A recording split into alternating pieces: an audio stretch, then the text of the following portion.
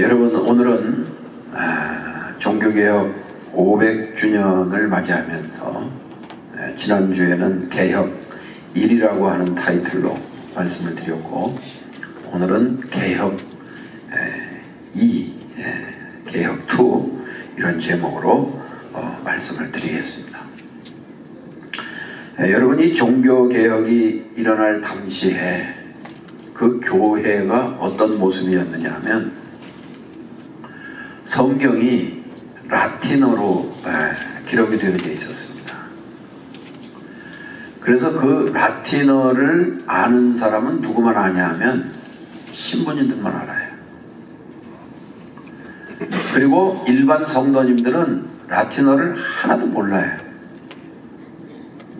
그런데 성경이 라틴어로 기록이 되어져 있고, 또 그 성경을 자기들의 언어로 번역을 할 수 없게 그렇게 제도적으로 마련을 했습니다. 그래서 만약에 그 법을 어기고 자기네 나라 언어로, 라틴어를 자기네 나라 언어로 성경을 번역하면 그 사람은 사형입니다. 데려다 죽이는 거예요. 그러니까 모든 게 다 라틴어입니다.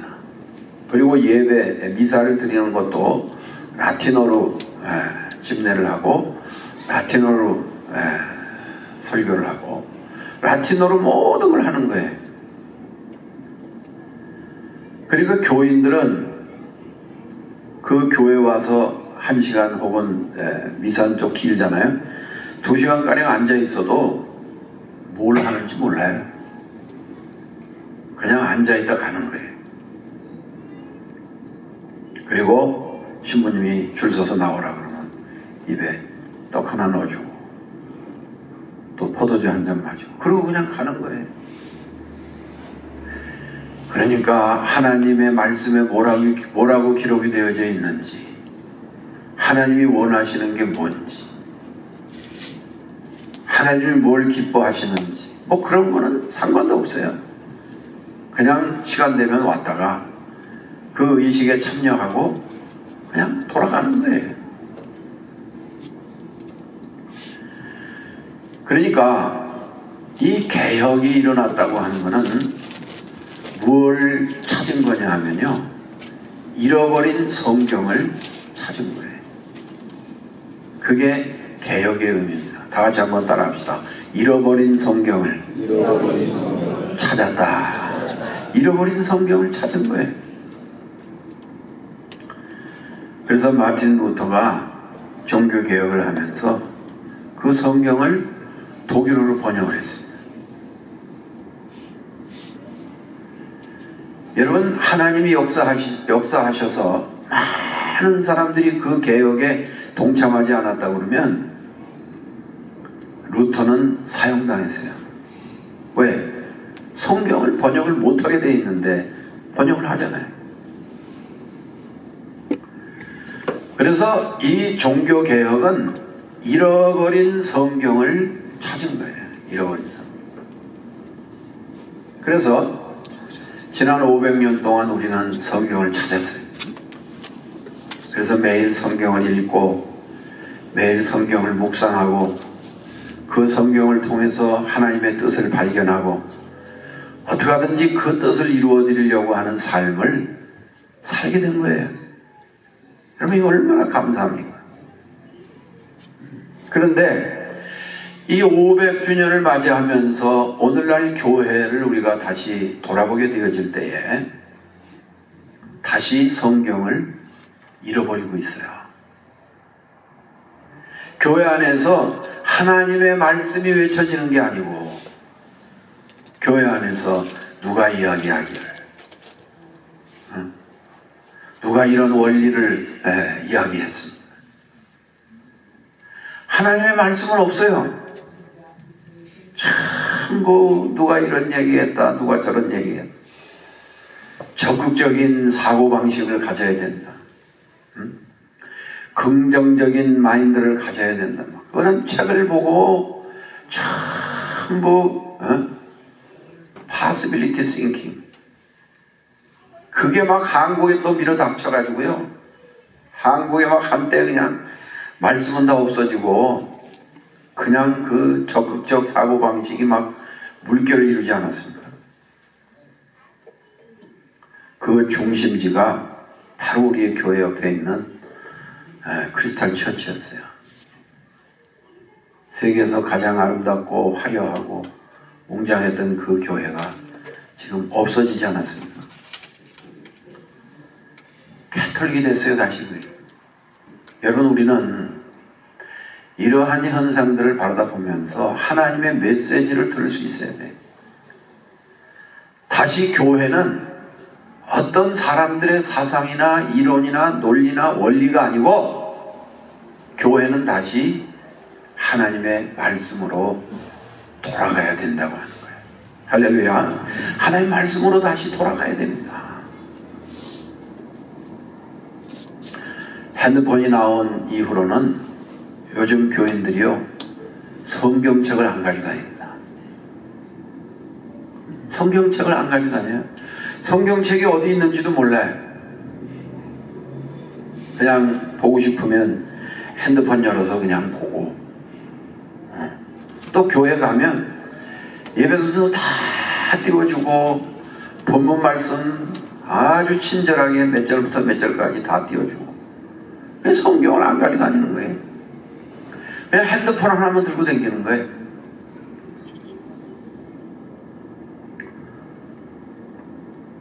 이번 달부터 서울 온누리교회가 예배 시간에 성경 말씀을 띄우지 않기로 결의했습니다.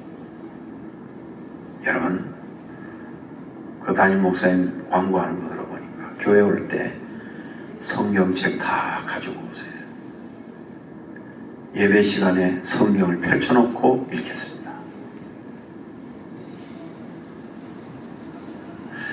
그런 작은 개혁들이 지금 일어나고 있는 겁니다.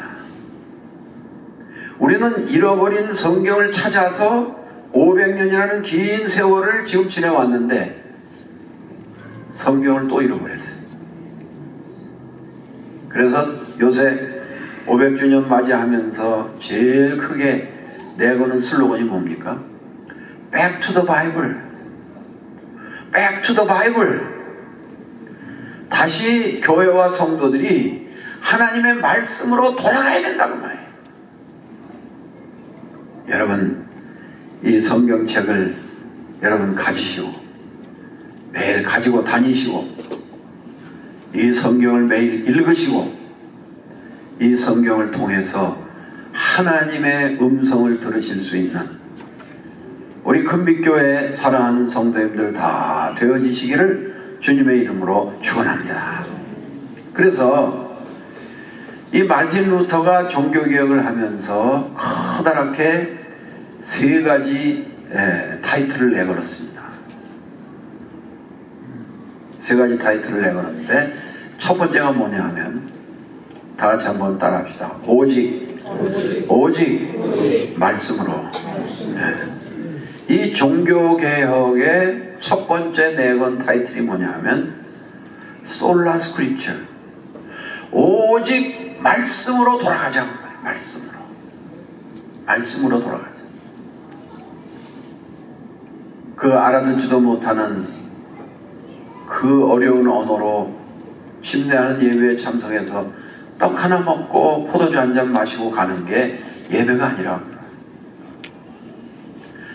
오직 말씀으로 돌아가자. 말씀으로 돌아가자.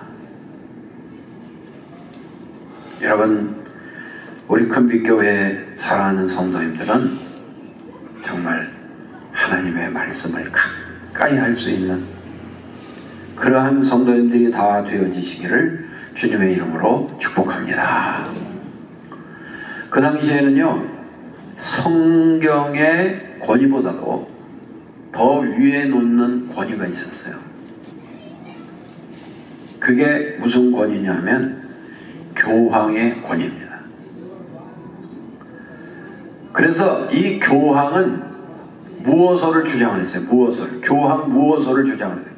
교황은 생각하는 것도 말하는 것도 행동하는 것도 실수도 없고 잘못도 없고 미스테이크가 없다는 말이에요. 완전한 것이다, 교황은. 그래서 이 교황의 말이 하나님의 말씀보다도 더 우선되어져야 한다, 그런 주장을 했어요. 여러분, 과연 그렇습니까? 교황이 완전한 존재입니까? 교황은 생각하는 거나 말하는 것이나 행동하는 것에 실수가 없고 잘못이 없는 그런 아주 무한 존재입니까?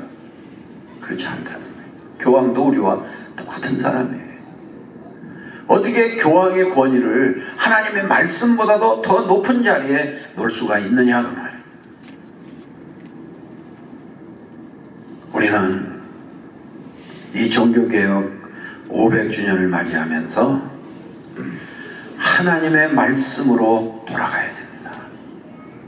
그래서 집에 가셔서도 이 말씀을 늘 가까이 하세요. 말씀을 읽으세요. 시간 되면 새벽에도 나와서 말씀을 들으시고, 수요일날도 나와서 말씀을 들으시고, 금요일날도 나와서 하나님 말씀 배우시고. 믿음은 들음에서 난다 그랬어요. 들음은 그리스도의 말씀으로 말미암는다 그랬어요. 여러분이 말씀을 내가 계속해서 듣지 아니하면, 나를 누가 주장을 하느냐 하면 내 생각이 주장을 해요. 하나님의 말씀이 나를 주장하고 하나님의 말씀이 나를 인도해야 되는데, 나를 하나님의 말씀이 인도하고 주장하는 게 아니고 내 생각이 나를 주장한다고. 사람의 생각은 하나님과 뭐가 된다고 그랬어요? 원수가 된다고 그랬어요. 그러니까 교회 안에 말씀을 배우지 않는 사람들이 많으면 그 교회는 힘들어요. 어려워요. 왜? 하나님과 원수가 되는 짓들만 해요. 특별히 중직들이 하나님의 말씀을 열심히 가까이 하지 아니하면 자기 생각으로 교회를 끌고 가려고 그래요. 하나님의 뜻과는 전혀 별개의 교회가 되어버리고 말아요. 그러니까 우리는 이 종교개혁 500주년을 맞이하면서, 사실은 종교개혁은 아니죠. 교회가 개혁한 거예요. 우리 기독교는 종교가 아니니까. 500주년을 맞이하면서 우리는 말씀으로 돌아가야 되겠다고 하는 거예요. 말씀. 그 다음에 이 루터가 내걸었던 두 번째 슬로건은 뭐냐 하면요, 오직 은혜로. 다 같이 한번 따라 합시다. 오직 은혜로. 오직 은혜로. 오직 은혜로. 오직 은혜로. 여러분, 우리가요 신앙생활을 하고 있습니다마는, 우리가 오늘날 나의 나 된 것은 오직 하나님의 은혜입니다. 여러분, 그렇게 믿으시면 아멘 하십시오. 하나님의 은혜예요. 하나님의 은혜로 우리가 하나님의 자녀 되어진 거예요. 하나님의 은혜로. 그래서 에베소서 2장 8절로 9절 말씀을 보면, 너희가 그 은혜를 인하여 믿음으로 말미암아 구원을 얻었나니 이것이 너희에게서 난 것이 아니요 하나님의 선물이라. 행위에서 난 것이 아니니 이는 누구든지 자랑치 못하게 함이니라. 그러니까 우리가요 죄사함 받은 것도 하나님의 은혜고, 또 구원받은 것도 하나님의 은혜고, 또 이렇게 직분을 받아서 일할 수 있게 되어진 것도 하나님의 은혜예요. 행위에서 난 것이 아니에요. 이것은 하나님이 우리에게 주신 하나님의 선물이라고 해요. 하나님의 선물이에요. 여러분, 원래 이 마르틴 루터는 법을 공부하는 법학도였습니다. 얼마나 머리가 좋고 장래가 촉망되는 그러한 사람이었는지 몰라요. 그런데 하루는 가장 친한 친구와 함께 들판을 걸어갔어요. 그런데 갑자기 비가 오는 거예요. 그 비가 와서 이걸 어떡하나, 우산을 안 가져왔는데, 그런데 비가 오더니 뭐가 번쩍해요. 번개가. 그러더니 천둥이 와다당 치면서 누구를 때렸냐 하면 자기하고 가장 친한 친구, 같이 들판을 걸어가던 그 친구가 벼락에 맞아가지고 그 자리에서 죽었어요. 여러분, 루터는요 너무 놀랍고 너무 무서워가지고 어떻게 할 줄 몰랐어요. 그래가지고 그 자리에 막 비를 맞으면서 엎드려가지고 하나님 살려주세요. 하나님 나를 살려주세요. 하나님 나를 살려주시면 제가 이 법 공부를 때려치고 정말 신부가 되겠습니다. 그렇게 하나님 앞에 서원을 했어요. 그리고 저가 이제 신부 되기 위한 공부를 하고 신부가 된 거예요. 그런데 수도원에서 공부를 하면서 생활을 할 때에 얼마나 힘들었는지 몰라요. 왜? 구원이 하나님의 은혜가 아니고 인간의 공로로 구원이 이루어진다고 가르치는 거예요. 그래가지고 선행을 해야 돼. 구원을 받는다. 고행을 해야 구원을 받는다. 그래서 그 수도원에 돌로 만든 거룩한 계단이라고 하는, 라트란의 계단이라고 하는 계단이 있었어요. 그 수도사들은 정기적으로 이 바지를 걷고 생살 무릎으로 그 100몇 개가 되는 그 라트란의 계단을 올라갔다가 내려와야 돼. 고행을 해야 돼. 그래야 구원을 얻는다는 거예요. 그래서 이 무릎팍으로 그 돌계단을 올라갈 때 막 한 몇십 개 계단 올라가면 그때부터 막 피가 철철 쏟아지기 시작하는 거예요.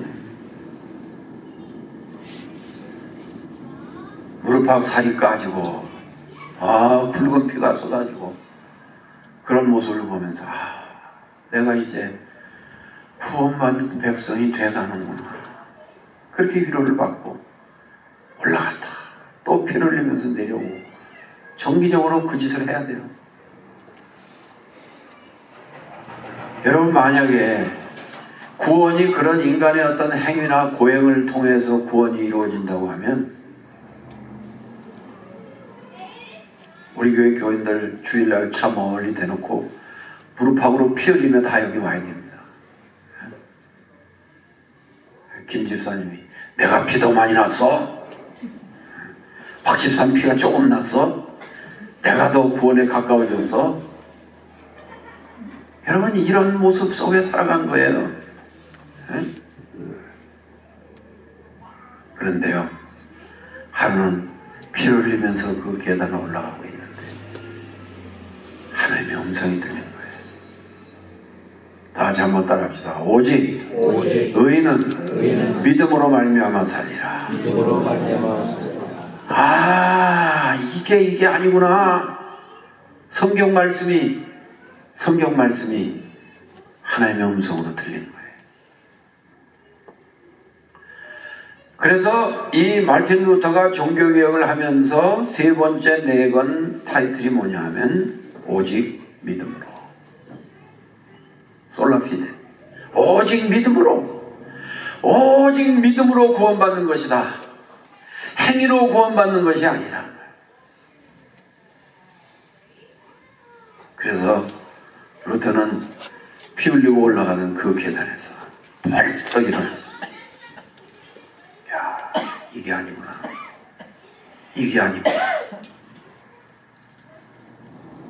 피가 뚝뚝 떨어지는 무릎을 내려다보면서 이게 아니구나. 그 하나님의 진리를 깨닫고 나서 그 교회가 돌아가는 모든 상황을 보니까 전부 공로 사상의 교회가 장악되어 있는 것을 발견했어요. 인간의 공로로 뭐가 된다는 거예요. 그 당시에 건축이 크게 시작이 됐는데 베드로 성당을 짓기 시작을 했습니다. 여러분, 베드로 성당 우리 이덕구 목사님 가보셔서 아시겠습니다만 그 규모가요 어마어마합니다. 어마어마해. 사진 찍고 왔어요. 여러분, 그 어마어마한 성당을 지으려면 뭐가 있어야 돼요? 막강한 재물이 있어야 돼요. 재물 없이 어떻게 그렇게 어마어마한 성당을 지을 수가 있습니까? 그래서 이 교황이 그 돈을 만들기 위한 방법으로 뭘 팔았느냐 하면 면죄부를 팔았습니다. 죄를 면하는 티켓을 판 거예요. 티켓. 이번에 LA 다저스가 이제 월드 시리즈 결승에 진출을 했죠. 앞으로 이제 표가 나오면 얼마일지 모르지만 지금 현재 제일 싼 표가 제일 막 운동선수 머리 꼭대기만 보이는 그런 자리가 지금 얼마냐 하면 3,300불입니다. 그리고 선수 얼굴이 보이는 자리는 지금 16,000불입니다. 티켓 한 장. 근데 그게 지금 이제 티켓이 정식으로 발매가 되면 얼마나 더 뛸지 몰라요.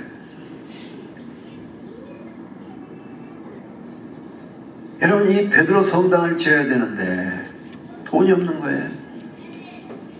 그래가지고 면죄부를 이제 팔기 시작을 했습니다.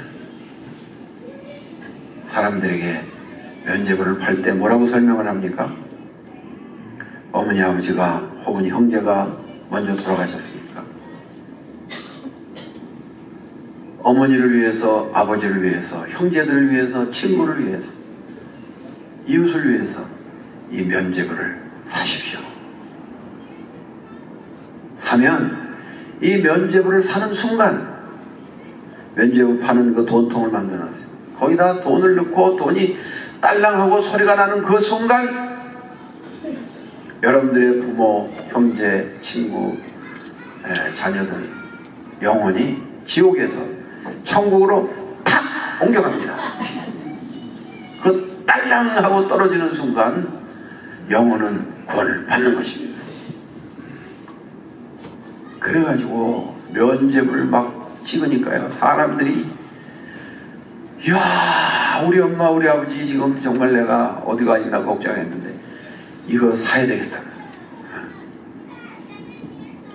비싸게 주고 사면 더 빨리 가고 싸게 사면 천천히 가고 막 팔아먹는 거예요. 팔아먹는 거예요.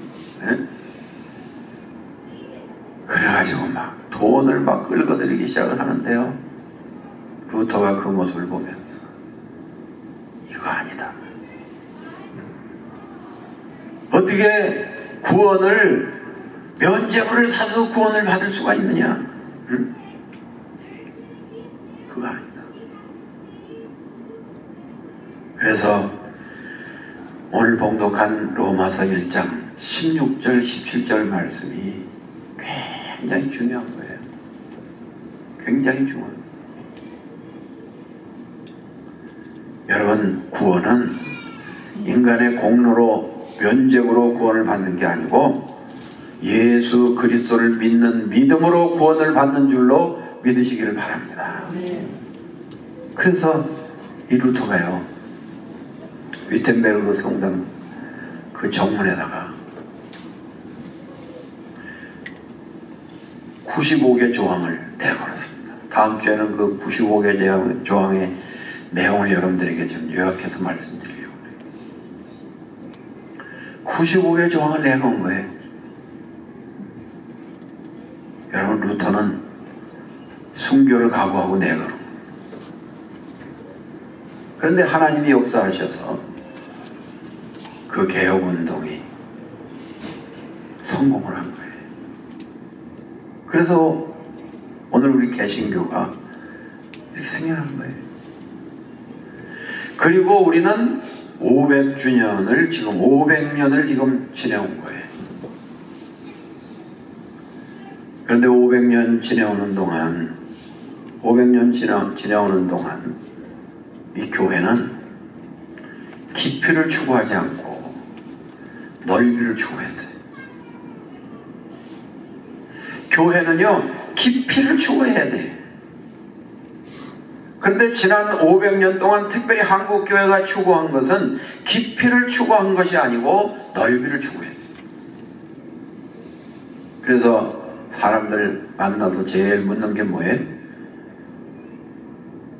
당신 나가는 교회 몇 석이냐, 몇 석? 자리가 몇 석이냐? 응? 야, 그게 뭐래 중요해? 자리가 몇 석이냐는.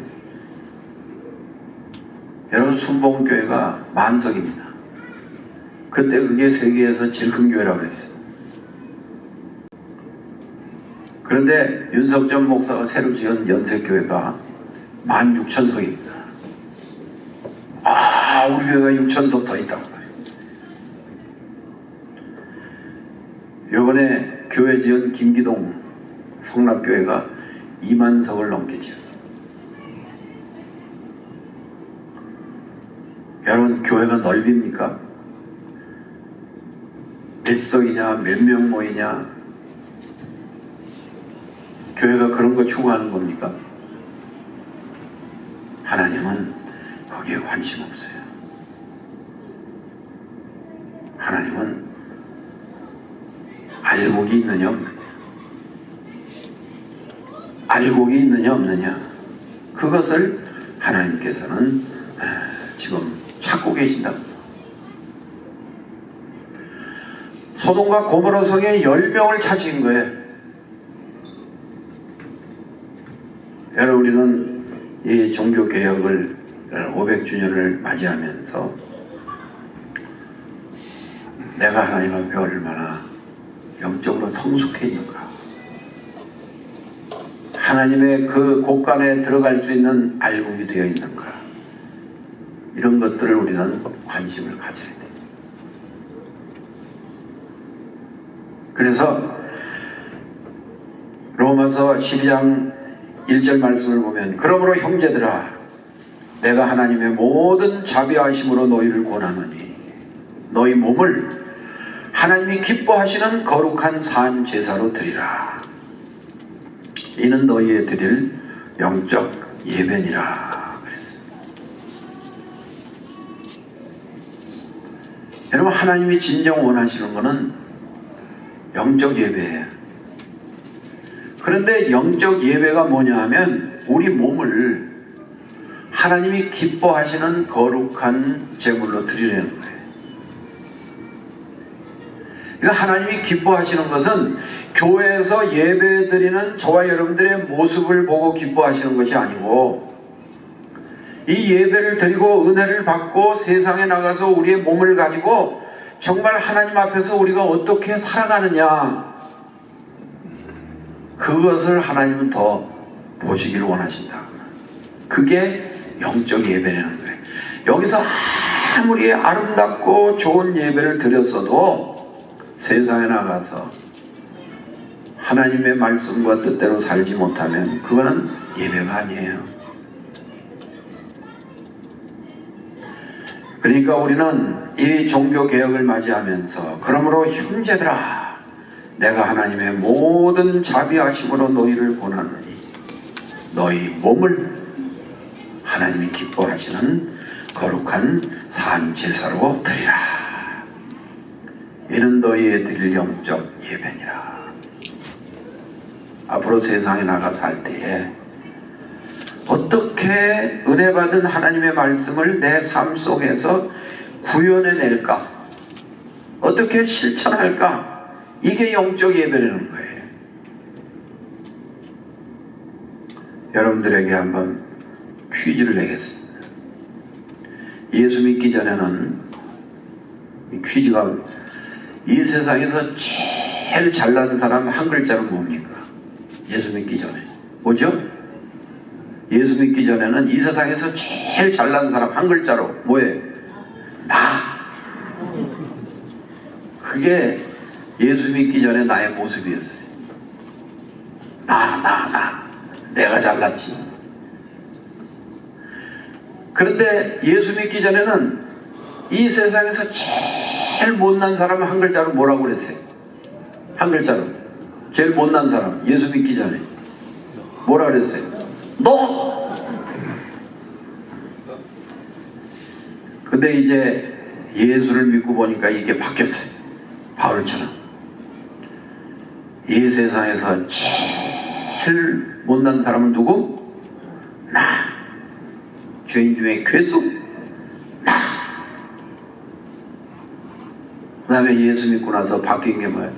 이 세상에서 제일 잘난 사람은 누구예요? 너.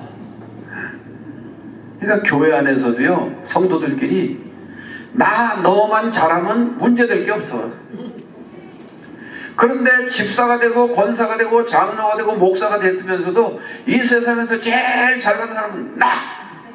이 세상에서 제일 못난 사람은 너. 그러니까 교회에서 싸움이 나는 거예요. 이 세상에서 제일 못되고 못난 사람은 나. 제일 잘난 사람은 너. 여러분, 이런 생각만 가지고 세상에 나가 산다 그러면 영적 예배가 이루어지는 거예요. 여러분, 종교개혁 기념주일이 매년 지나가면 뭐해?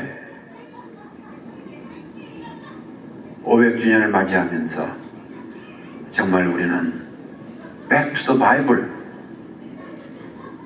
그리고 오직 은혜로, 오직 믿음으로, 이 정신 잊어버리지 말고 우리의 몸으로 하나님 앞에 산재물, 영적 예배를 드리고 살아가시는 하나님의 귀한 자녀들 다 되어지시기를 주님의 이름으로 축원합니다. 축원합니다.